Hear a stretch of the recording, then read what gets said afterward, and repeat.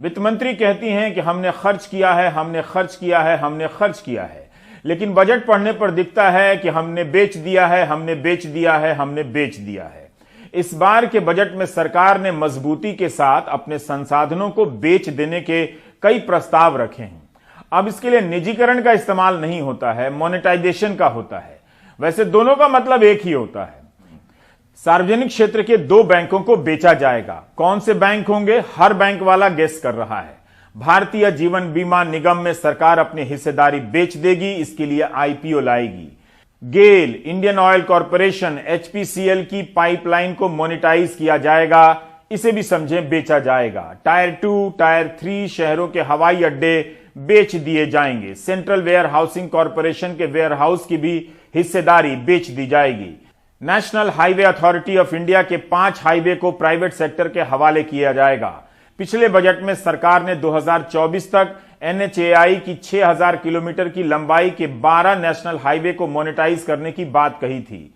खेल के स्टेडियम भी बेचे जाएंगे।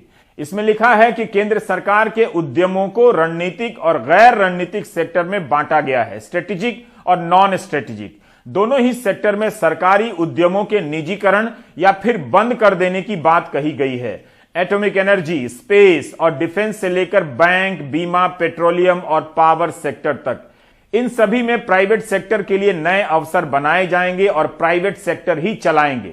जिनका निजीकरण नहीं होगा उनका विलय होगा या फिर सरकारी उद्यम बंद कर दिए जाएंगे। निजीकरण जब भी होता है कहा जाता है बेच दिया गया, लेकिन इसे लेकर हर दल की नीतियों में खास अंतर आपको नहीं दिखेगा। जरूर जिस तरह से थोक में स्पष्टता के साथ एटॉमिक सेक्टर से लेकर बैंक और बीमा सेक्टर की सरकारी कंपनियों के बेच देने या बंद कर देने की बात कही गई है, इस बजट में वो वाकई साहसिक है, लेकिन क्या नतीजा ऐतिहासिक होगा? नीति आयोग ने जून 2019 में सुझाव दिया था कि 48 सरकारी कंपनियों का निजीकरण कर दिया जाए। इनमें एयर इंडिया, एनटीपीसी का कुछ हिस्सा, cement corporation of India, Bharat earth movers और स्टील अथॉरिटी ऑफ इंडिया जैसे नाम थे। सरकारी जमीनें भी बेची जाएंगी। सरकार की निगाह सरकारी जमीनों पर भी है बेचने। भारतीय जीवन बीमा में सरकार अपनी हिस्सेदारी बेच देगी। नेशनल हाईवे के टोल बेच दिए जाएंगे या प्राइवेट सेक्टर को दे दिया जाएगा। अलग अलग शब्दों का इस्तेमाल होता है। शहरों में प्राइवेट सेक्टर को 20,000 बसें चलाने के लिए एक मॉडल बनाकर दिया जाएगा, पीपीपी मॉडल। क्या इससे परिवहन विभाग की सरकारी बसों और डिपो पर भी असर पड़ने वाला है?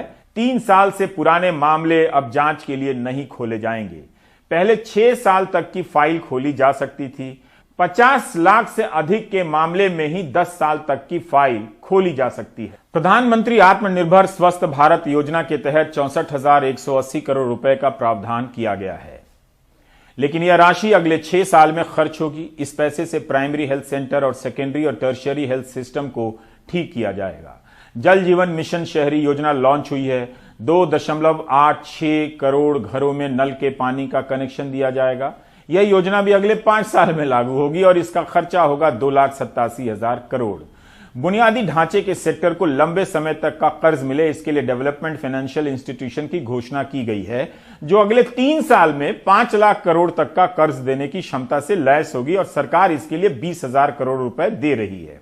असम में 19,000 करोड़ की लागत से नेशनल हाईवे का काम चल रहा है। अगले 3 साल में 1300 किलोमीटर नेशनल हाईवे बनाने के लिए 34,000 करोड़ देने की बात कही गई है।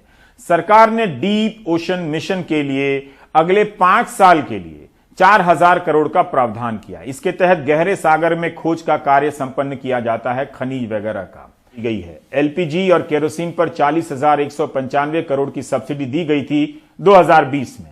अब यह घटकर 12,995 हो गई है। क्या इससे गैस का सिलेंडर महंगा हो जाएगा?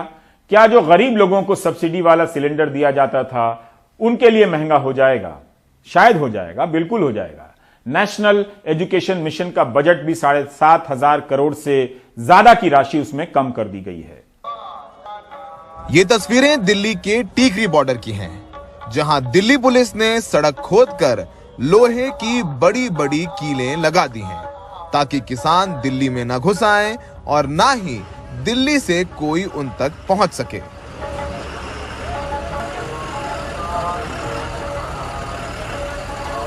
दिल्ली के सिंघू, टीकरी और गाजीपुर बॉर्डर पर पुलिस ने बैरिकेडों के बीच सीमेंट भी डाल दी है। न अब कोई किसान प्रदर्शन स्थल तक दिल्ली से पैदल पहुंच सकता है और न ही कोई पैदल यहां से बाहर आ सकता है। यहां तक कि दिल्ली पुलिस ने तलवारों से मुकाबला करने के लिए लोहे की तलवार जैसी दिखने वाली लाठियां भी तैयार कर ली हैं। लगातार तीसरे दिन भी दिल्ली की सीमाओं पर इंटरनेट ठप रहा, जिसकी वजह से प्रदर्शन पर बैठे किसान आज प्रस्तुत किए गए बजट को नहीं देख पाए। बीच बीच में बिजली कटौती भी जारी है, जिससे लंगरों पर लगी मिक्सी और पानी की मोटरें भी चल नहीं पा रही हैं। लोहे की कांटों वाली तारें बताती हैं कि दिल्ली के तमाम बॉर्डरों पर पुलिस की तैयारी कितनी जबरदस्त है।